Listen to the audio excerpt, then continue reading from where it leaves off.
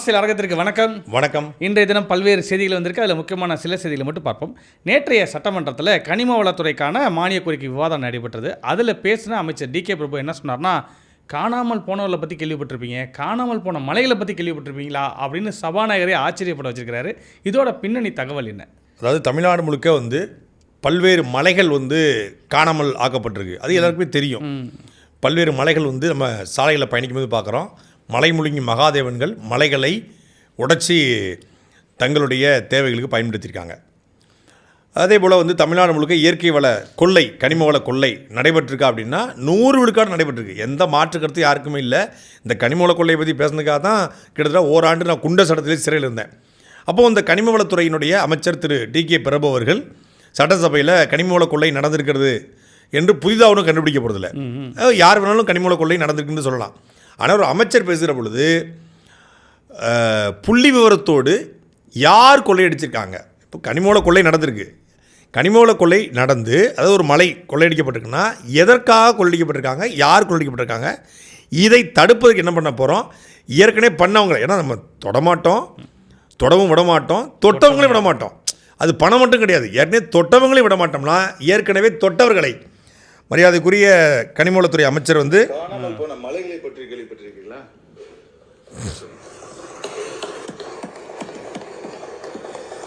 பெரம்பலூர் மாவட்டத்தில் எலும்பலூர் கிராமத்தில் 75 மீட்டர் உயரமுள்ள பிரம்மரிஷி மலை 2006ஆம் ஆண்டு 2006 ஏக்கர் பரப்பரப்பில் 25 மீட்டர் உயரம் வரை வெட்டி எடுக்கப்பட்டு காணாமல் போய்விட்டது.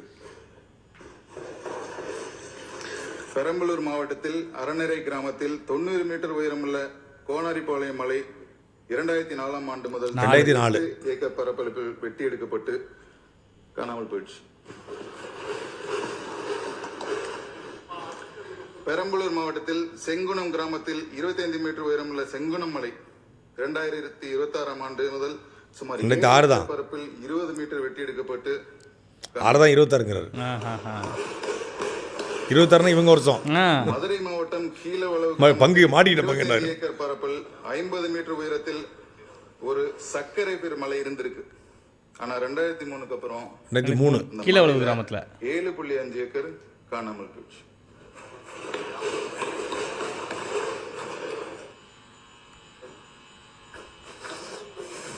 மதுரை மாவட்டத்துல கொண்டையம்பட்டி கிராமத்துல 35 மீட்டர் உயரமுள்ள குன்று 2021க்கு பிறகு சுமார் 5 ஏக்கர் இவர் சொன்ன குற்றச்சாட்டுகள் எல்லாமே 2001, 2003, 2004, 2005, 2006 இந்த காலகட்டத்தில் பயன்படுத்தப்பட்டிருக்கு.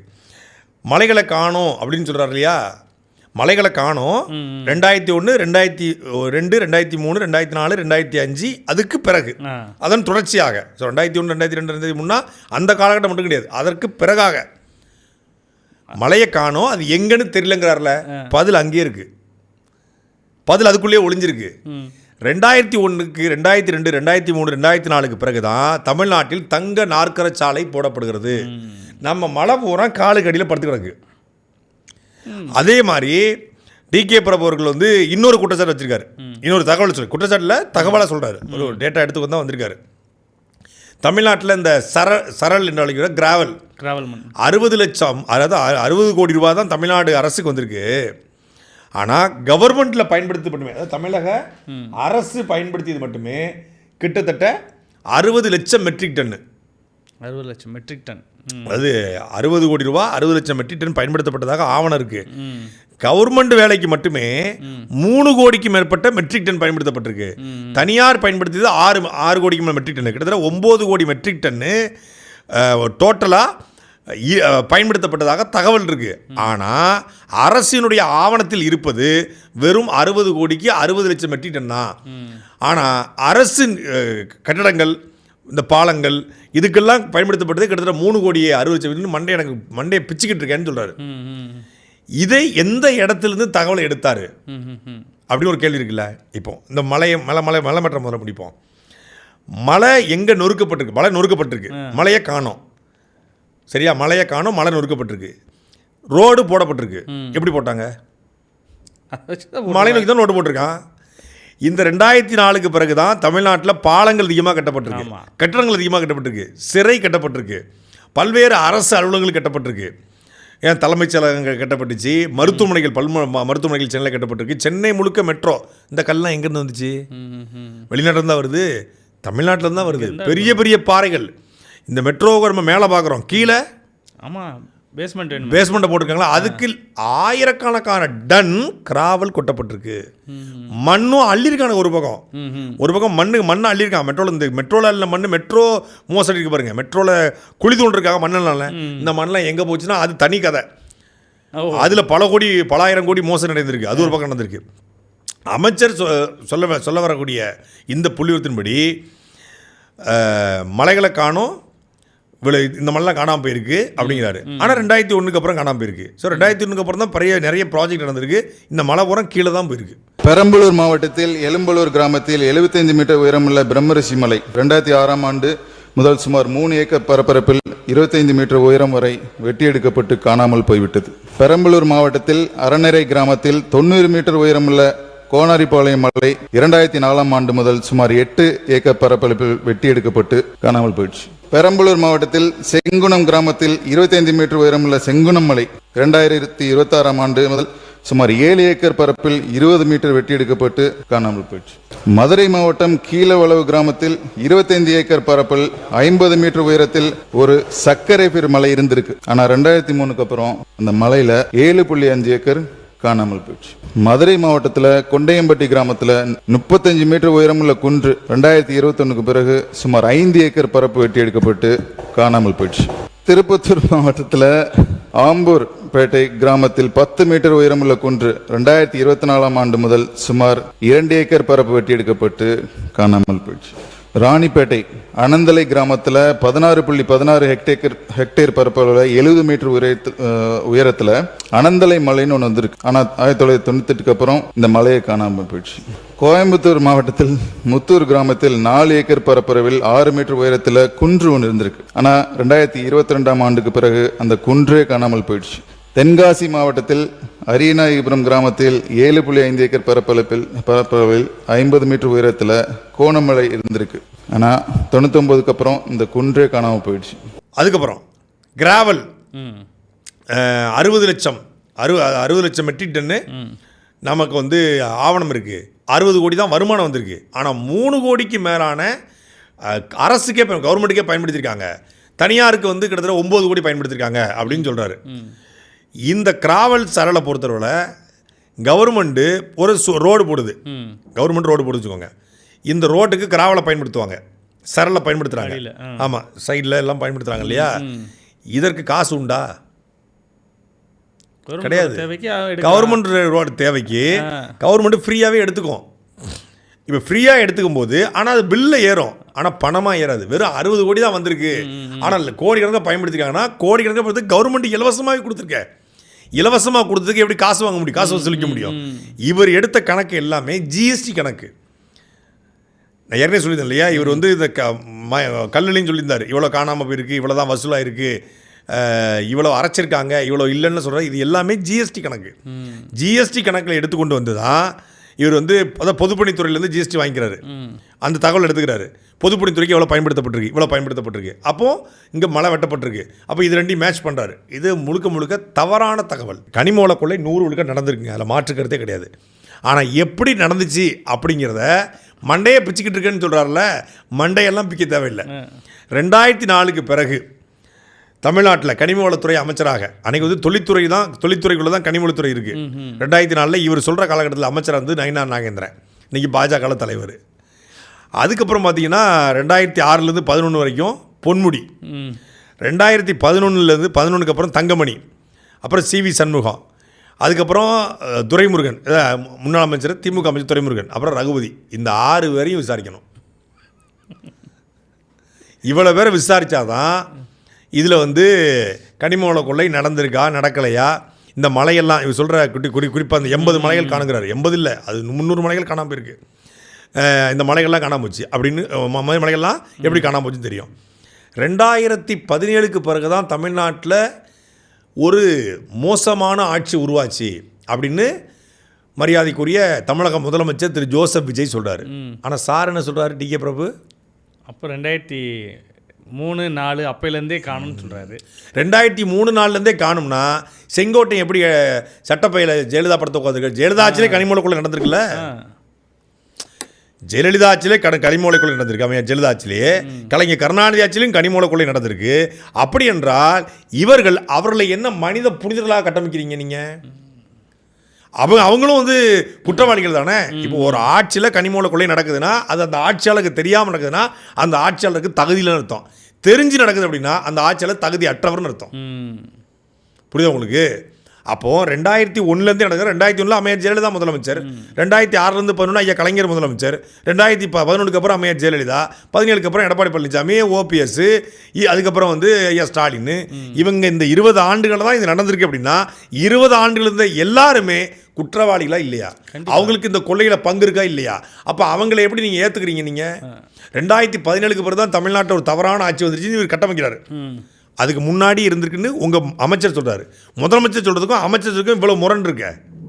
அப்போ இதில் கொள்ளை நடந்திருக்கிறது. ஆனால் எப்படி நடந்துச்சுன்னு கண்டுபிடிக்க முடியாத அளவுக்கு நடந்துக்குது. சுற்றி எங்கே கொண்டு வராங்கன்னா, சரி கொள்ளை நடந்திருக்கு, அந்த 6 அமைச்சர்கள் மீதும், முன்னாள் அமைச்சர்கள் 6 அமைச்சர்கள் மீதும் நடவடிக்கை எடுக்க தாவேக அரசு தயாராக இருக்கா? உதயநிதி ஸ்டாலின் அவர்கள் பேசினா கைது, அனிதா ராதாகிருஷ்ணன் பேசினா கைது, நாம் தமிழர் கட்சியில் தம்பி உசேன் பேசினா கைது. ஆனால் நயினார் நாகேந்திரன் அவர்கள் பேசினா இது வரைக்கும் ஒரு எதிர்ப்பு குறை தாவேக தலைமையிலேருந்து வர்ற அமைச்சர்கள் கண்டிக்கிறாங்க. ஒரு சில பேர் எதுவும் கண்டிக்கலை.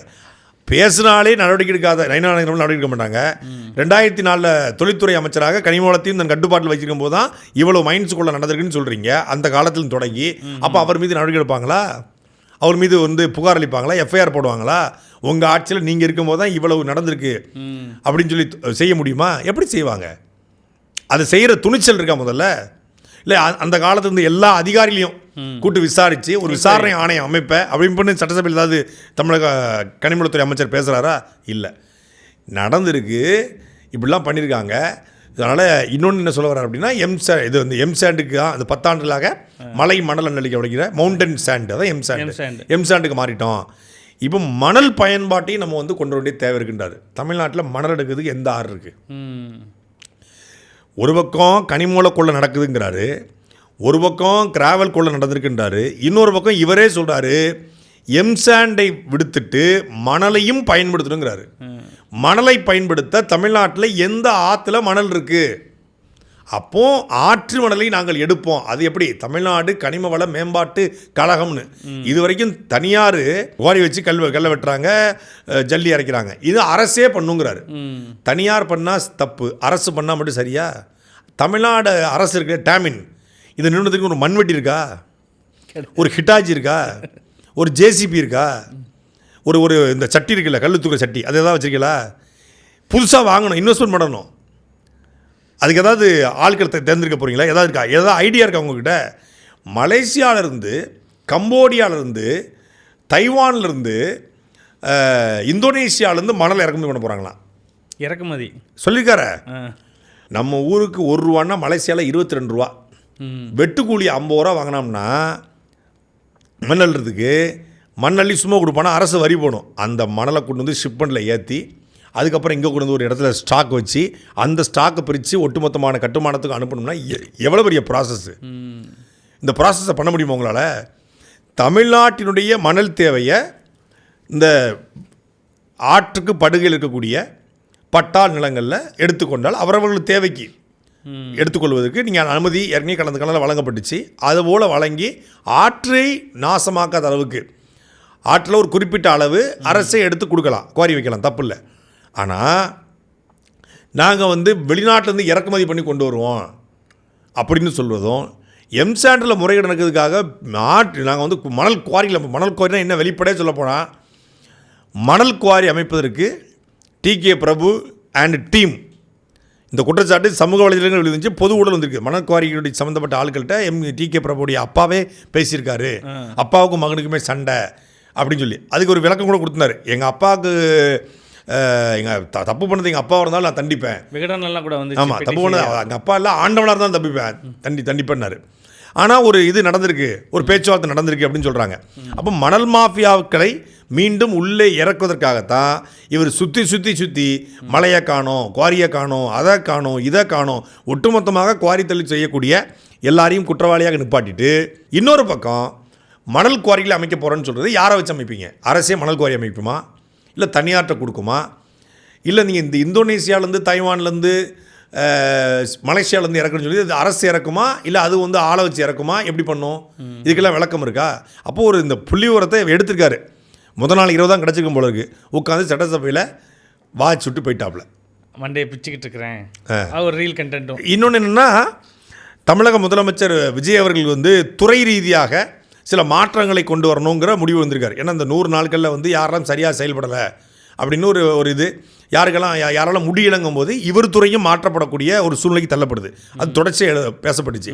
அப்போ அந்த நேரத்தில் நான் இதெல்லாம் பண்ணியிருக்கேன்னு சொல்லி அவருக்கு ஒரு செக் வைக்கிறதுக்கு தக்க வைக்கிறதுக்காக இந்த மாதிரியான ஒரு இதை ரெடி பண்ணி கொண்டு வந்து மலையை காணோம், அதை காணோம், இதை காணோம் அப்படிங்கிறார். மலையை காணோம் யார் காணாமாக்கினாங்க? காணாமலாக்கப்பட்டவர்கள் மீது நடவடிக்கை எடுக்க கனிமவளத்துறை தயாராக இருக்கிறதா? கனிமவளத்துறையின் சார்பாக புகார் அளிக்கப்பட்டு அது எஃப்ஐஆர் போடப்படுமா அப்படிங்கிற கேள்விக்கு கனிமவளத்துறை அமைச்சர் பதில் சொன்னால் நல்லாயிருக்கும். அடுத்ததா இப்போ பரந்தூர் விமான நிலைய திட்டம் வந்து கைவிடப்பட்டுருச்சு. அங்கே இருக்கக்கூடிய அதாவது கையகப்படுத்தப்பட்ட நிலங்களை எல்லாம் அந்தந்த விவசாயிக்கு திருப்பி கொடுத்துருங்க அப்படின்னு கம்யூனிஸ்ட்லேருந்து ஐயா சண்முகம் அவர்கள் நேற்று கேட்டுக்கிறாரு. இல்லை, அதில் முதல்ல பேசுறதுக்கு முன்னாடி நேற்று நம்ம பேசியிருந்தோம். பரந்தூரில் வந்து ஒரு குறிப்பிட்ட நிறுவனத்திற்காகத்தான் திமுக வந்து அந்த இடத்த அடைய துடிக்குது அப்படின்னு. அப்போ இதுக்கு முன்னாடி 2025 விஜய் அவர்கள் வந்து பரந்தூருக்கு போயிருந்தார்ல, 25 ஜனவரி 20 அப்போ நான் ஒரு காணொலி வெளியிட்டிருக்கேன். அந்த காணொலி போட்டு அன்னைக்கு நீயே வந்து விஜய் பேசுனது சரின்னு சொல்லியிருக்கிற, இன்னைக்கு நீயே வந்து இங்கே இடம் இல்லைன்னு சொல்லியிருக்கன்றாரு. நான் இப்பவும் சொல்கிறேன், அந்த காணொலி திருப்பி எடுத்து பாருங்க. விஜய் அவர்கள் பொடி வச்சு பேசியிருக்காரு. ஒரு குறிப்பிட்ட நிலம் இருக்குது, அது வந்து குறிப்பிட்ட இந்த ஒற்றை எழுத்து நிறுவனம் அல்ல. புரியுதா உங்களுக்கு? விஜய் அவர்கள் வந்து ஒரு குறிப்பிட்ட இங்கே வந்து இடம் கிடக்குது, ஒரு இந்த திமுக தலைமைக்கு வேண்டப்பட்டவர்களுக்கான இடம் இருக்குங்கிறதுக்காகத்தான் ஏர்போர்ட்டை கொண்டு வர துடிக்கிறாங்கன்னு பேசுறாரு. அப்போ நம்மளும் பேசுகிறோம். ஆனால் அது தவறான தகவல் என்று திருப்பி விஜய் அவர்களுக்கே சொல்லப்பட்டு அந்த தகவலை கொடுத்தவரை தாவை கலந்து நீக்கியிருக்காங்க. தகவல் அப்படி கொடுத்தாங்க இல்லையா, அது மாதிரி இந்த இடத்துக்காகத்தான் ஏர்போர்ட்டை கொண்டு வர துடிக்கிறாங்கன்னு விஜய் பேசிட்டார் பரந்தூரில் வச்சு. அப்படி கொடுக்கப்பட்ட தகவல் தவறான தகவல் என்று தகவல் கொடுத்தவரை கட்சி விட்டு நிற்கிறாங்க உள்ளூர்காரர் ஒருத்தர். அப்புறம் அன்றைக்கே அந்த நிறுவனம் ஒரு அறிக்கை வெளியிடுது. அந்த அறிக்கை தான் நேற்று வாச்சனா. உடனே நீ அன்னைக்கு பேசியிருக்க, இன்றைக்கி மாற்றி பேசுகிறேன்றாங்க. நான் அன்னைக்கு இப்பவும் சொல்கிறேன், அப்பவும் அதான் சொன்னேன். அன்றைக்கு விஜய் அவர்கள் சொன்ன தகவல் அடிப்படையில் சொல்கிறோம். அதுக்கப்புறம் அன்றைக்கி மாலையே அந்த நிறுவனம் மறுப்பறிக்கை போடுது, எங்களுக்கு அந்த பர்டிகுலர் சரௌண்டிங்கில் இடமே இல்லை, அப்படி இருந்தால் அந்த இடத்தை நாங்கள் உங்களுக்கு இலவசமாக தர்றோங்கிறான். ஒரு நிறுவனம் அப்படி அறிவிக்க முடியுமா? பரந்தூர் பன்னூர் இது 2 ஏரியாவில் 10 கிலோமீட்டர் சரௌண்டிங்கில் எங்களுக்கு இடம் இருந்தால் மொத்த இடத்தையும் உங்களுக்கு தந்துடுறியா அப்படின்னு ஓப்பனாக ஒரு நிறுவனம் அறிவிக்கப்படுது. அந்த அறிக்கை வந்து ஆன்லைனில் அவைலபிள் இருக்குது. நேற்றும் அந்த நிறுவனம் வந்து அந்த அறிக்கையை மறுசுழற்சி பண்ணுறாங்க. அதைத்தான் எடுத்து பேசுகிறோம். உடனே வந்து அன்று விஜய் பேசினாரு, இன்னைக்கு விஜய் பேசுவாரா?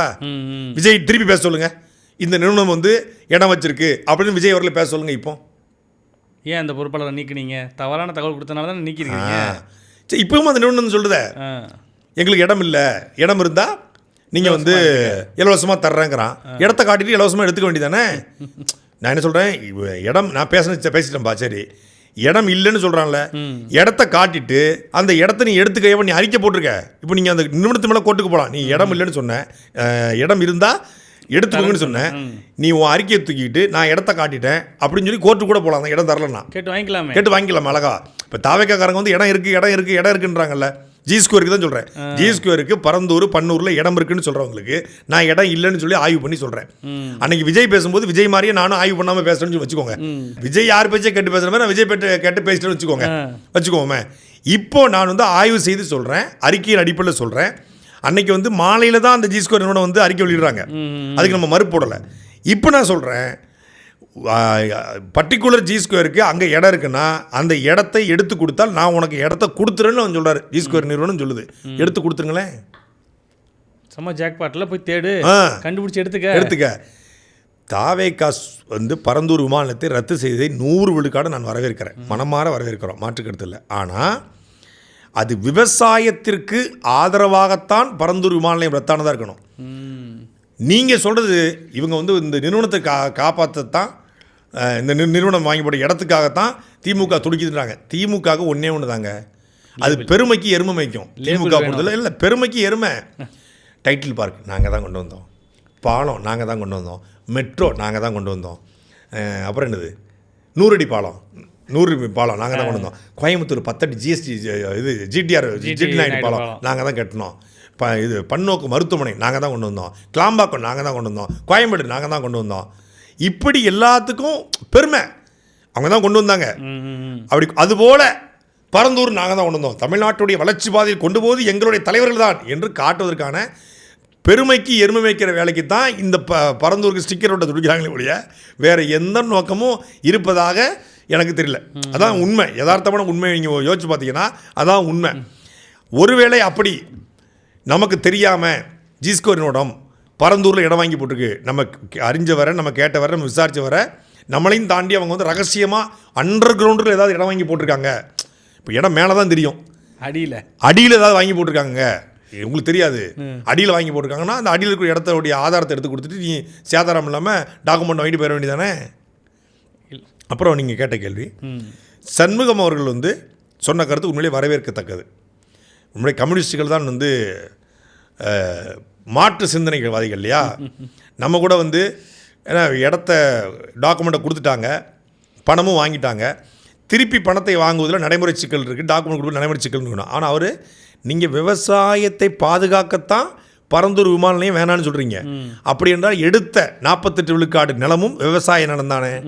அந்த விவசாய நிலத்தில் ஏர்போர்ட் வேண்டாம், சிப்காட் மட்டும் வேணுமா அப்படிங்கிற கேள்வியும் நியாயமான கேள்வி, மிக நியாயமான கேள்வி. உண்மையிலே கம்யூனிஸ்ட் தோழர் சண்முகம் அவர்களுக்கு நம்முடைய வாழ்த்துக்கள் சார் அப்படின்னு வாழ்த்துக்கள் சொல்லலாம்.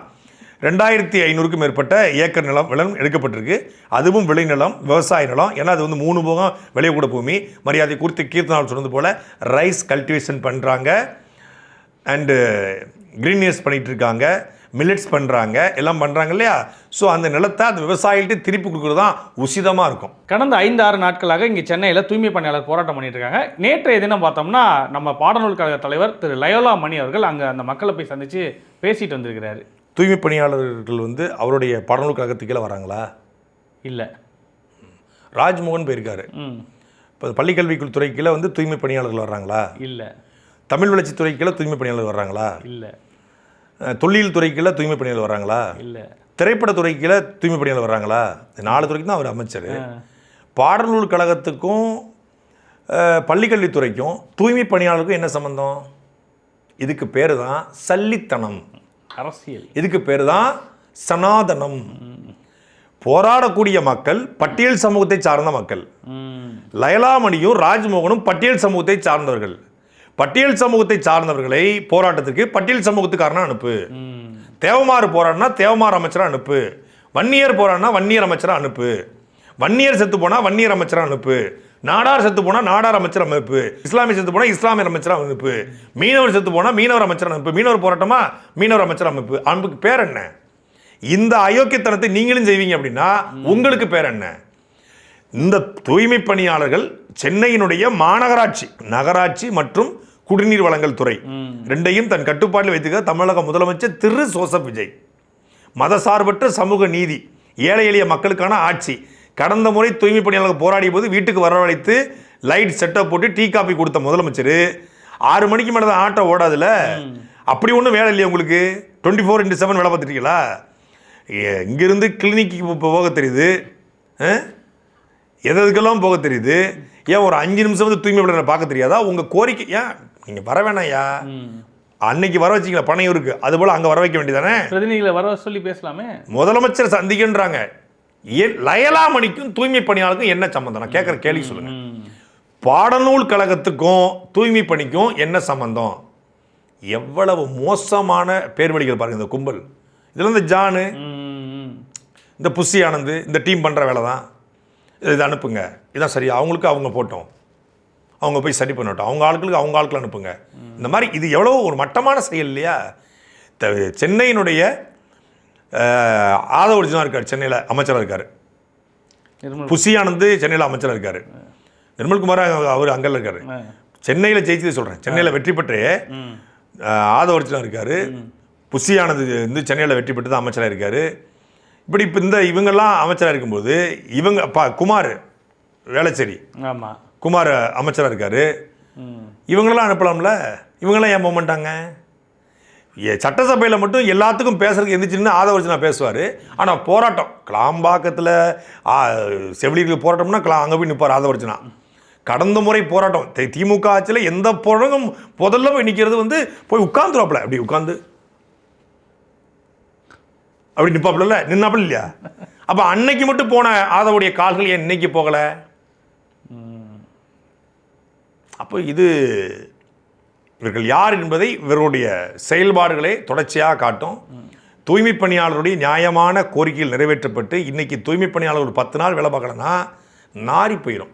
இப்போ நமக்கு ஞாயிற்றுக்கிழமை நமக்கு விடுமுறை, ஞாயிற்றுக்கிழமை ஒரு நாள் வந்து அலுவலகத்தை நம்ம வந்து சுத்தம் பண்ணக்கூடியவங்க வந்து வரமாட்டாங்க, விடுமுறை அவங்க. ஒரு நாள் வரலன்னா அன்னைக்கு நம்ம ஒரு நாள் வரலன்னா மறுநாள் அந்த ஒரு நாள்லேயே வந்து இந்த அலுவலகம் வந்து துர்நாற்றம் அடிக்க ஆரம்பிச்சிருது. சாப்பாடை போடுவாங்க, குப்பையை போடுவான், இதை போடுவான். அப்போ அவங்களுடைய தேவை என்பது மிக மிக முக்கியமானது. அவங்களை நம்ம வந்து அவ்வளவு ஒரு சக மனுஷியாக சக மனிதனாக பார்க்க வேண்டிய தேவை இருக்கிறது. இன்னொன்று, இன்னைக்கு யாருமே செய்ய முடியாத வேலையை, கூசக்கூடிய வேலையை செய்கிறாங்க. அப்போ அவங்களுக்கு வந்து ஒரு தகுதியான சம்பளத்தை கொடுத்து அவங்க ஒன்றும் பல லட்சங்களை கேட்கல. அரசு ஊழியர்கள்லாம் அன்னைக்கு பல லட்சங்கள் வாங்குறான். அவனோட வேலை 2 மணி நேரம் 3 மணி நேரம் வேலை பார்க்குறான், பல லட்சம் வாங்கிட்டு. ஆனால் காலையில் 3 மணிலேருந்து சென்னையை சுத்தப்படுத்தணும். 8 மணிக்கு இங்கே சென்னை பரபரப்பாகிறதுக்குள்ளே 3 மணிலேருந்து சுத்தப்படுத்துறாங்க, இரவு முழுக்க சுத்தப்படுத்துறாங்க.